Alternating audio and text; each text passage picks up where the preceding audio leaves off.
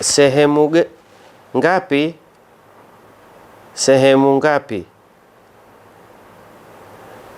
za uzuri kutoa zaka yako? Kuna tofauti baina ya zaka na sadaka. Ama zaka mwenyewe Mwenyezi Mungu ametawalia, hakuna tena uzuri zaidi. Mungu ashatawalia. Wajua uzuri kwamba kuna kufaa, kuna na uzuri. Bila hivi zaka zako hazihisabiwi. Mwenyezi Mungu asema innamas sadaqatu lilfuqarai, yani kuna watu aina 7 wametajwa. Hawa wanapewa kama zaka. Yule wa 8 hapewi kama zaka, yuwapewa kama kazi anayoifanya katika kusimamia zaka. Lau tukafaradhia kuna watu kazi yao ni kuchukua zaka kwa matajiri, kwa wanaostahiki kutoa zaka na kwenda kuzifikisha kwa wanaostahiki kupewa. Hawa hawapewi ni fungu kama zaka, ingawa lile fungu linatoka mule ndani ya zaka. Na hapa uone kwamba any mistake utakao kuifanya wewe mwenyewe katika utoaji wa zaka itakukosti wewe.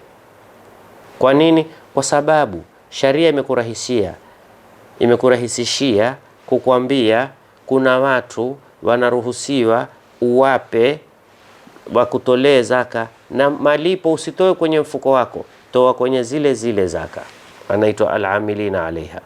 Sasa wenye kustahiki kupewa zaka ni fukara, maskini, alafu algharimina, wenye madeni, alafu mtu ambaye anadaiwa, lakini deni, nasema siku zote deni ambalo kwamba lilikuwa lastahiki kukopeshwa. Deni kwa ajili ya kucheza harusi usimpe mtu zaka. Deni kwa ajili ya kucheza kuna tofauti. Deni kwa ajili ya mahari ni sawa, lakini deni kwa ajili ya kucheza harusi, mchezo wowote, hata kama msijui atakupamba kwa maulidi, atakupamba kwa Qur'ani, atakupamba kwa hadithi za Mtume, si lazima. Kwenye harusi kitu kinacholazimu peke yake ni mahari. Hata limatul harusi ni sunna, si lazima. Sio mtu ametukua deni kwa ajili ya limatul harusi, sio ametukua deni usiniulize kupamba, ati kunyoza, ati sijui siku hizi wana mtindo mpya ati kuna na dua ya harusi. Akitukua deni usimpe. Mimi nina deni na deni kwa ajili hata kwenda kuzaa hospitali, deni kwa ajili ya matibabu, deni kwa ajili ya kusuluhisha watu, deni kwa ajili ya kujenga msikiti sehemu hakuna msikiti na kuhitajika msikiti, deni kwa ajili ya kujenga madrasa, deni kwa ajili ya kumlipa mwalimu kusomesha dini. Naam. Wenye madeni tumesema mafukara, maskini, wenye madeni. Ibnu sabili, msafiri ambaye kwamba amekwama katika safari yake, tutampa kwa kadri ya kumfikisha paka kule endapo, nauli na chakula.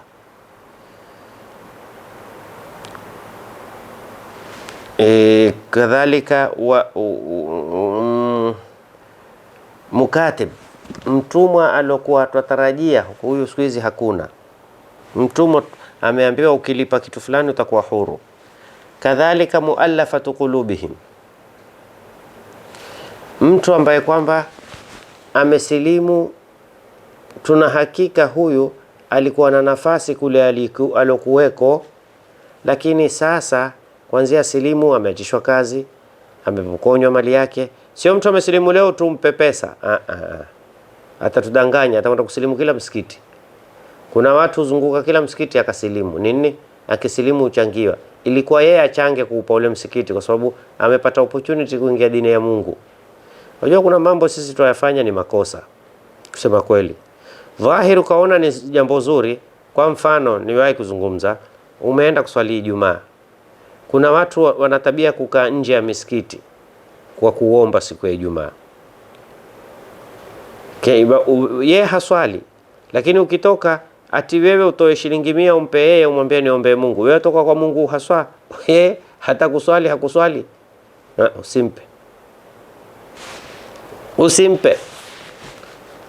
Kadhalika mtu aanza kusilimu, angalia Muislamu mwenye matatizo, angalia Muislamu mwenye madeni, Angalia watu wahitajiwa kununuliwa dawa, watu wahitajiwa kulipiwa vitanda hospitali, watu wahitajiao, wasaidieni. Kwa hiyo fukara, maskini, amilina alaiha wa fi riqabi wal gharimina, wenye madeni, wa fi sabilillahi, wanaokwenda kutangaza dini ya Mwenyezi Mungu au kupigana kwa jihadi baina Waislamu na sio Waislamu, ambao kwamba wakataza Uislamu kuenezwa. Wabni sabili, kisha na nani? Na masadaqatu lilfuqara wal masakin wal amilina alaiha wa fi riqabi wal gharimina wa fi sabilillahi wa ibn sabili. Kuna nani? Fuqara wal masakin, إنما صدقات للفقراء والمساكين والعاملين عليها وفي الرقاب والغارمين والمؤلفة قلوبهم. نعم، watu wanane hawa. Kwa hiyo hawa ndo wanaolazimu kupewa zaka. Bangine itakuja suala, kila maskini tumwangalie maskini aloshika dini. Yani angalia maskini ndani ya misikiti, tafuta maskini walioko misikitini, tafuta maskini wanaosoma haswa dini. Kuna watu husaidia watoto kwenda kusoma shule, lakini wengi wasoma shule matajiri kuliko wasoma skuli, wasoma madrasa. Tabaan, wewe ukitaka maskini ni kulekezea kazi rahisi, nenda boarding yoyote ya dini utakuta wasomao maskini. Wewe nenda hapa Mombasa boarding yoyote, nenda Swalihina, nenda sijui Kikambala, nenda Mkeni, nenda huku Darul Ulumi, nenda